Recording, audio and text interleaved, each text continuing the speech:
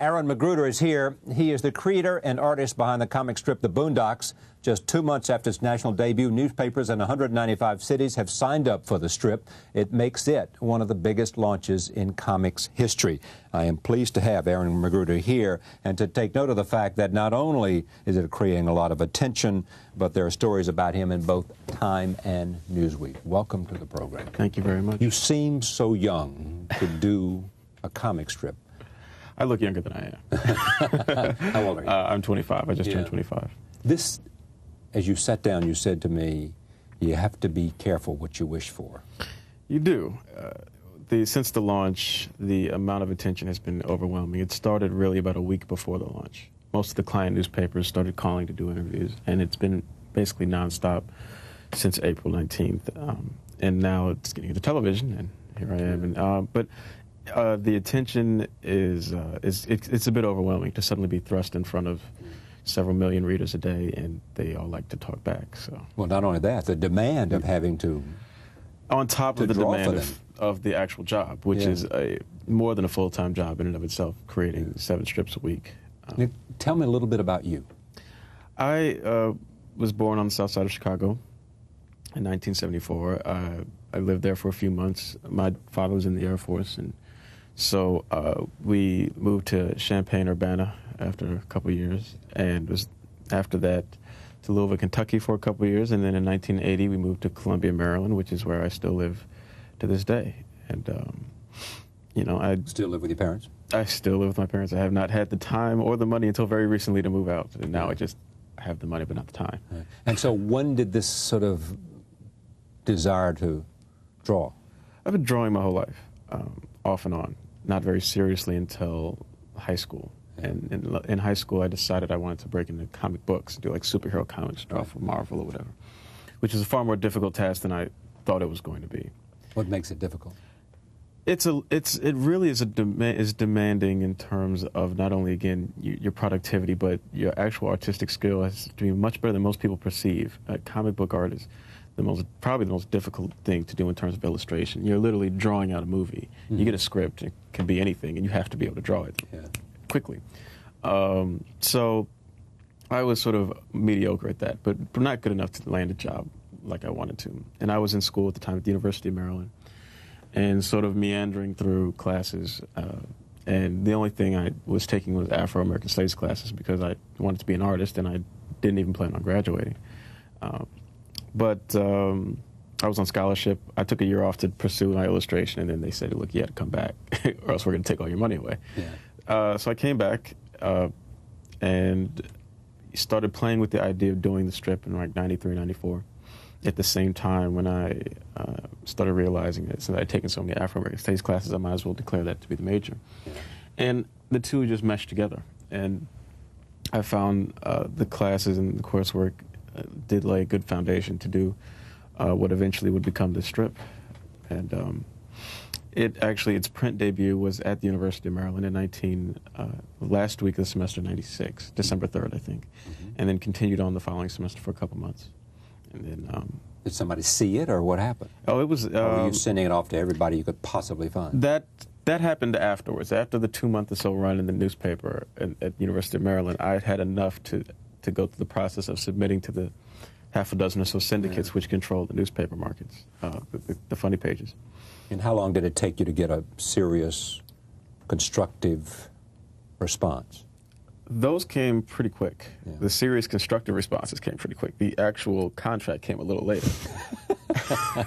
I had, there's about 7 or so major syndicates. 2 or 3 of those really looked long and hard. It really wanted to, I think, put it out, but just were too afraid or didn't think they would be able to sell it enough. A few of those, a few other syndicates rejected it right out. Some impersonally, some with letters saying the strip was too angry, what have you. And then Universal Press eventually signed on. I actually met one of their vice presidents by accident in Chicago at the NABJ convention.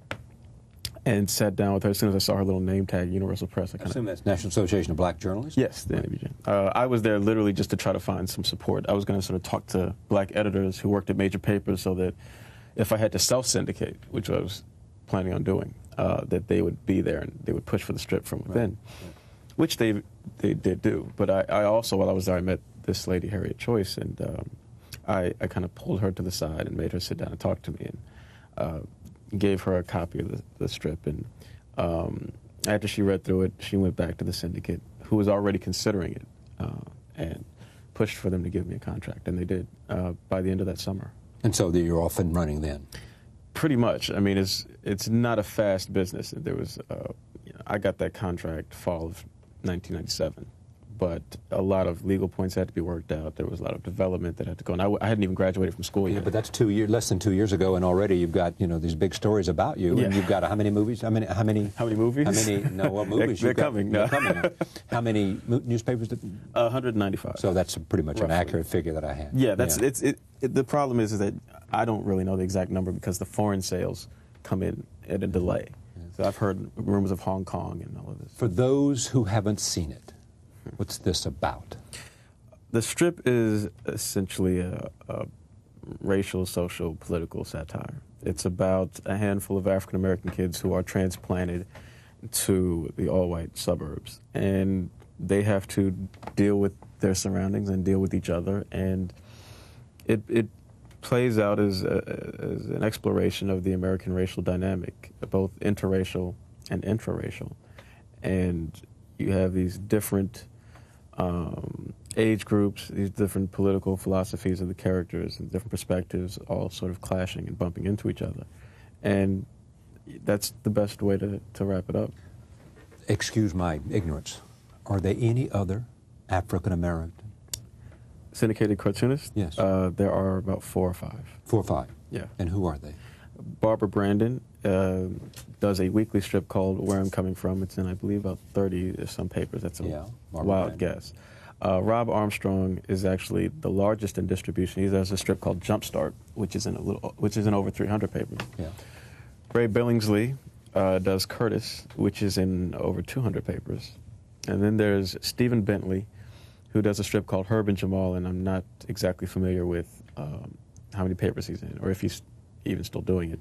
And there's Maury Turner, who is really the first black syndicated comic strip creator. And I'm not sure if his strip is still in syndication. I know it does still run in some So you're third or fourth in terms of largest in circulation? Yeah, and in terms of distribution and number of papers. Right. Actual total circulation, if you were to add up my client papers, it could actually be the biggest because I have a lot of very large papers. You have urban papers? Yeah, really big cities. What else creates controversy? I mean, if you talk about gangster concepts, does that create controversy? Yeah, that whole thing. You know, Riley was really constructed to be a satire on contemporary black popular culture and contemporary hip-hop music and the glorification of crime and what have you.